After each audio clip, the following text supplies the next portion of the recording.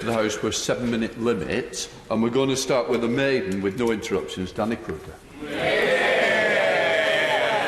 Thank you for calling me Mr. Speaker, and I rise for the first time in this place as the member for Devizes and as the successor to my friend, the great Claire Perry O'Neill. Claire was a brilliant minister and in a number of departments, and I know she brought huge zest and zeal to her work in government. But most of all, she was a great campaigner for our constituency.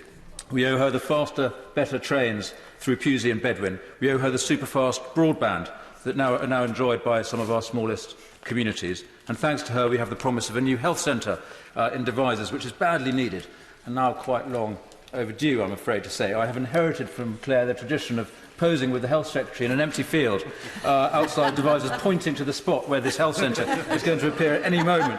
And I pledge to Claire that I will see that project through as soon as possible. She is now focusing on the presidency of COP26, the UN climate conference that we're hosting, the UK is hosting in Glasgow in November. This is a vital role, crucial for the future of our country and the world, and I wish her all the very best in this. And I thank her for her work locally and for her friendship to me. Mr. Speaker, I represent the corner of the country which is not only the most beautiful in the land, but also, in a sense, the oldest. It is the ancient heart of England. My friend and neighbour, the Honourable Member for Salisbury, can boast all he likes about Stonehenge, but we have Silbury Hill, Mr. Speaker, the largest prehistoric structure in Europe, a great mound of earth the size of a small Egyptian pyramid, built for reasons we'll never know on a bend of the A40 just outside Marlborough. We have Avebury, the largest stone circle in the world, not only much bigger but much older than Stonehenge, which is a vulgar upstart by comparison. And we have the ancient burying grounds of our forgotten forebears in tombs and barrows 4,000 years old. We have white horses on the chalk hillsides. We have big skies and tough people, Mr. Speaker. And we have the British Army. A quarter of our army is based in Wiltshire, including the regiments recently returned from Germany and now stationed in Tidworth and Larkhill and Bulford and the villages round about. Mr. Speaker, I am deeply honoured to represent our soldiers, and I pledge to serve them and their families as faithfully as they have served us. We are in a beautiful part of the country, but we face some deep social challenges and many of the problems that are familiar to rural communities everywhere. We need better funding for our health service, for education, for police and for rural transport. And we need a new deal for our farmers in the brave new world we are entering, when rural businesses will face competition, global competition and new environmental responsibilities. We need to remember our own responsibilities to the stewards of our countryside, and I will be their champion. Mr. Speaker, I voted leave in 2016, and I'm glad we are leaving the EU on Friday. The 21st century will reward countries that are nimble, agile and free. But Brexit is about more than global Britain. It is a response to the call of home. It reflects the attachment of people to the places that are theirs. Patriotism is rooted in places. Our love of our country begins with love of our neighbourhoods. Our first loyalties are to the people we live among, and we have a preference to be governed by people we know. This impulse is not wrong, Mr. Speaker, it is right. And so as we finally get Brexit done this week, it is right that we are considering how to strengthen local places, especially places far from London. And I wholeheartedly support the plans to invest in infrastructure to connect our cities and towns, the broadband and the transport links that will drive economic growth in all parts of the UK.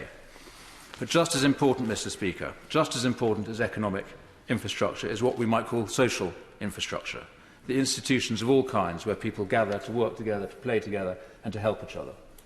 And I wanted to make my maiden speech in this debate because I spent 10 years as the Chief Executive of a project that I founded with my wife, Emma, working in prisons and with young people at risk.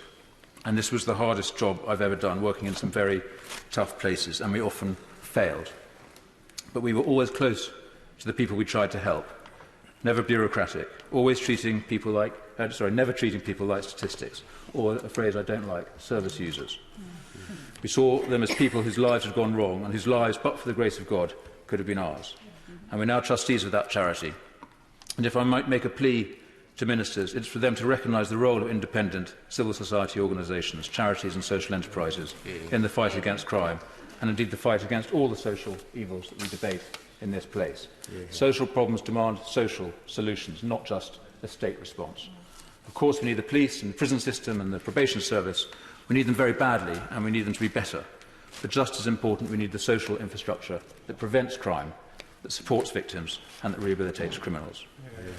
Mr. Speaker, there's a great mission here for government as we leave the EU and try to fashion a UK fit for the future. This mission represents a challenge to some of the traditional views of both left and right, because the main actor in our story is not the solitary individual seeking to maximise personal advantage, nor is it the central state enforcing uniformity from a department in Whitehall. The main actor in our story is the local community. So we need reform of the public sector to create services that are genuinely owned and cared for by local people. We need reform of business, so directors are incentivised to think of people and the planet as well as their quarterly profits. And we need reform of politics itself to give power back to people, to make communities responsible for the decisions that affect them. Mr. Speaker, I want to finish on a more abstract issue, but it's one I think we're going to find ourselves debating in many different forms in this Parliament. It's the issue of identity, of who we are, both as individuals and in relation to each other. Traditionally, we had a sense of this. We are children of God, fallen but redeemed, capable of great wrong but capable of great virtue.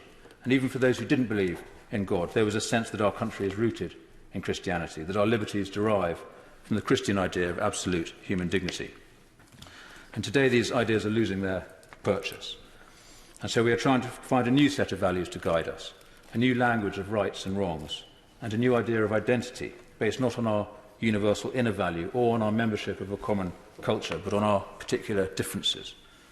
And I state this as neutrally as I can because I know that good people are trying hard to make a better world.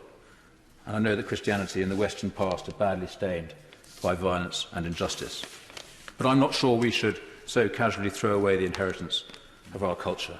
There is so much to be positive about. I share the Prime Minister's exuberant optimism about the future, but we need a set of values and beliefs to guide us. And in the last seconds, I will say this. As we advance at speed into a bewildering world where we are forced to ask the most profound questions about the limits of autonomy and what it means to be human, we may have reason to look about for the old ways and seek wisdom in the old ideas, which are, in my view, entirely timeless. Thank you, Mr. Speaker.